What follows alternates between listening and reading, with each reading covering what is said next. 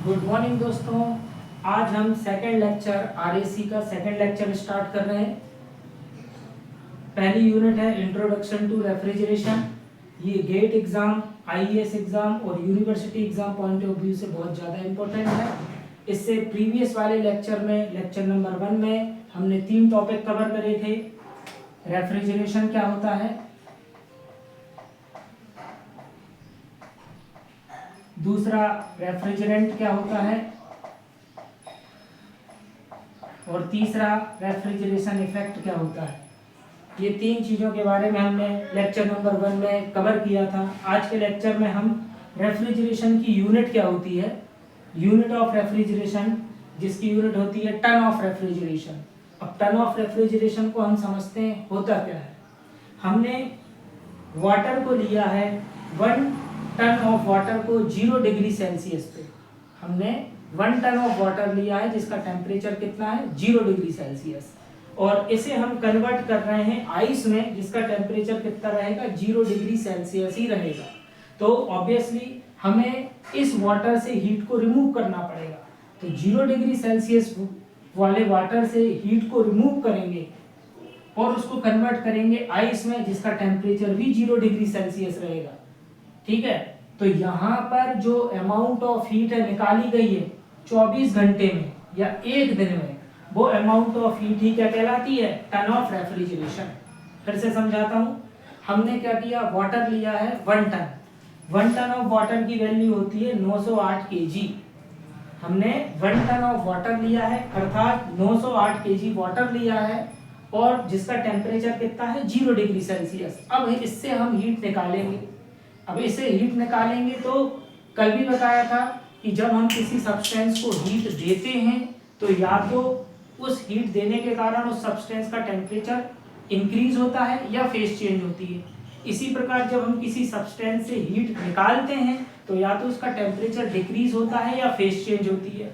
यहाँ पर आप देखोगे वाटर का टेम्परेचर और आइस का टेम्परेचर सेम है। इसका मतलब है वाटर के पार्टिकल्स आइस के पार्टिकल्स में कन्वर्ट हो रहा है, मतलब फेज चेंज हो रहा है। हीट निकालने के कारण यहाँ पर फेज चेंज हो रहा है। ठीक है, तो 2 प्रकार की हीट होती है, एक सेंसिबल हीट और दूसरी लेटेंट हीट। सेंसिबल हीट के कारण यदि हम किसी सब्सटेंस को हीट देंगे और उसका टेम्परेचर चेंज होता है, या तो बढ़ेगा या कम होगा, तो वहां पर सेंसिबल हीट आती है। और यदि हम किसी सब्सटेंस को हीट देते हैं तो उसका फेज चेंज होता है, तो वहां पर लेटेंट हीट आती है। तो यहाँ पर किस प्रकार की हीट आ रही है, लेटेंट हीट, क्योंकि यहाँ पर फेज चेंज हो रहा है। यहाँ पर आप देखोगे वाटर से आइस में कन्वर्ट हो रहा है, फेज चेंज हो रहा है, टेम्परेचर कांस्टेंट ही है। तो सिंपल है, the amount of heat removed from 1 ton of water at 0 degree Celsius is converted into ice at 0 degree Celsius in 24 hours or in a 1 day is called ton of refrigeration, जिसे T dot R से represent करते हैं।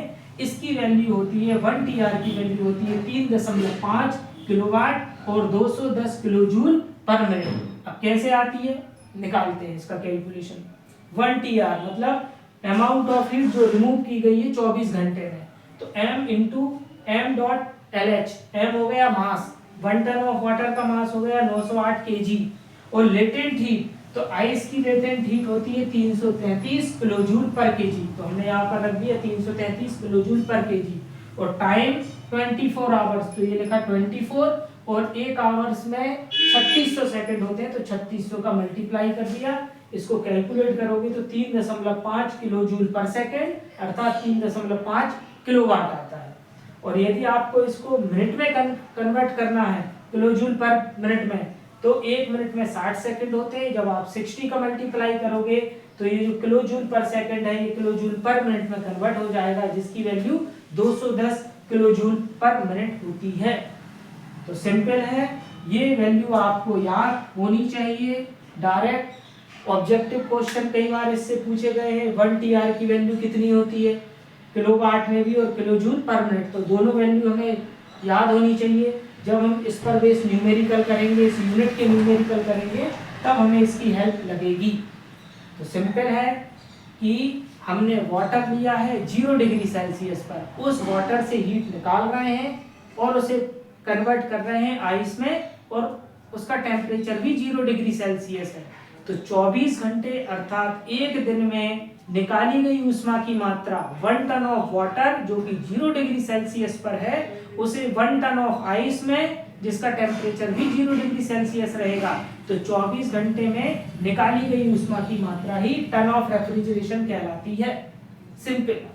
Ton of refrigeration हमें heat removal rate बता रहा है। ये rate बता रहा है कि 1 सेकंड में अगर आपका जो रेफ्रिजरेटर है उसकी टीआर वैल्यू 1 है, तो वो उसका हीट रिमूवल रेट कितना है, 1 सेकंड में 3.5 kilowatt heat, kilo joule heat बाहर निकाल रहा है। अगर आपका रेफ्रिजरेटर सपोज 2 टीआर का होता तो आप इसमें 2 का मल्टीप्लाई कर देते, तो इसमें वैल्यू हो जाती 7 किलोवाट। तो इसका मतलब है आपके पास जो रेफ्रिजरेटर है 2 टीआर का, वो बताता है कि आपका वो रेफ्रिजरेटर 1 सेकंड में 7 किलो जूल हीट निकाल रहा है। तो टीआर सिंपल है, टन ऑफ रेफ्रिजरेशन हमें हीट रिमूवल रेट के बारे में बताता है। किसके बारे में, heat removal rate, heat removal rate. ठीक है। यदि आपको ये वीडियो अच्छा लगा हो तो सब्सक्राइब करें, लाइक करें, शेयर करें और इसी प्रकार से हेल्प करें। Thank you.